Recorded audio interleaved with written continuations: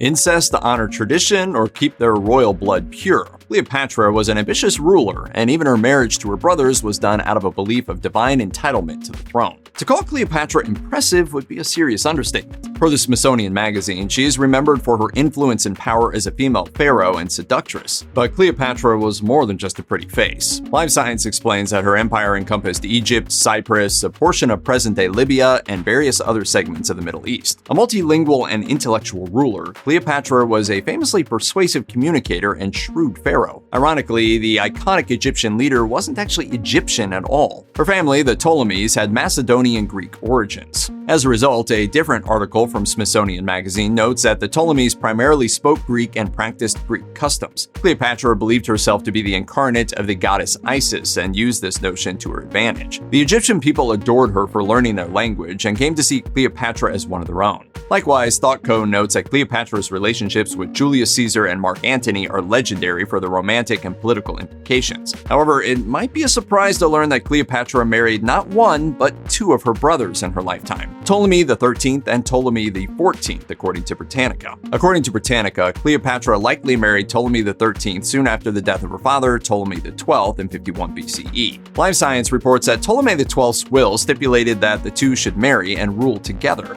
Cleopatra and Ptolemy XIII did so, but the arrangement did not last. Cleopatra married Ptolemy XIII when he was 10 and she was 18, according to history. Their marriage devolved into the worst kind of sibling rivalry. Ptolemy's advisors conspired against Cleopatra, forcing her to leave Egypt, according to Live Science. Cleopatra, however, did not give up so easily. Smithsonian Magazine explains how these events unfolded. Cleopatra fled to Syria, but knew that Julius Caesar, who happened to be visiting her former palace, could help her win back the throne. Although her brother had barred her from entering Alexandria, legend has it that a servant rolled her up in a carpet and smuggled her back into the palace. According to Live Science, the then 13-year-old Ptolemy XIII thought he had defeated his sister once and for all. He was shocked to learn Cleopatra had returned home and convinced Caesar to support her claim to the throne. Caesar enforced Ptolemy XII's will, which clearly stated that brother and sister would rule together. Ptolemy XIII later attempted, but failed to overthrow his sister a second time. Britannica reports that Ptolemy XIII decided to leave Alexandria but drowned in the Nile. With his death, History Hit notes that Cleopatra subsequently married her 12-year-old brother Ptolemy XIV when she was 22. By this point, Cleopatra and Caesar had become lovers and had a son named Caesarion, as reported by History Extra. Their marriage was short-lived, as Cleopatra likely had him murdered. She then ruled Egypt with her son Caesarion by her side. History writes that there was nothing taboo about Cleopatra marrying her brothers. The publication notes that it was common for the royals of antiquity to marry relatives to ensure their bloodline remained pure. According to Live Science, Cleopatra's family, the Ptolemies, ruled Egypt for 3 centuries. Tragically, Cleopatra would be the last of the Ptolemaic rulers, but was definitely not the first to marry a family member. Several of her ancestors kept it in the royal family. In fact, ThoughtCo reports that Cleopatra's parents, Ptolemy XII and Cleopatra V, might have had the same father, and thus were half-siblings. But why was incest so rampant among the Ptolemies? Sheila Iger, a professor at the University of Waterloo and a Ptolemaic expert, wrote in All in the Family, Incest and the Ptolemaic Dynasty, that there were various reasons behind this decision. As aforementioned, the Ptolemies were ethnically Greek.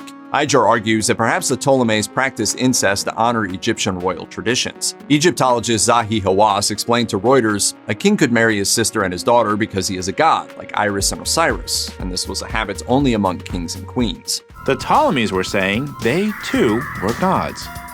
And as gods, they had the right to rule. As stated in Iger's All in the Family, Incest and the Ptolemaic Dynasty, this proved the point that the Ptolemies ruled by divine right and were anything but average. Moreover, they likely practiced incest to avoid marrying into families they had political conflicts with. Interestingly enough, it's unknown if the Ptolemies' inbreeding led to any genetic issues.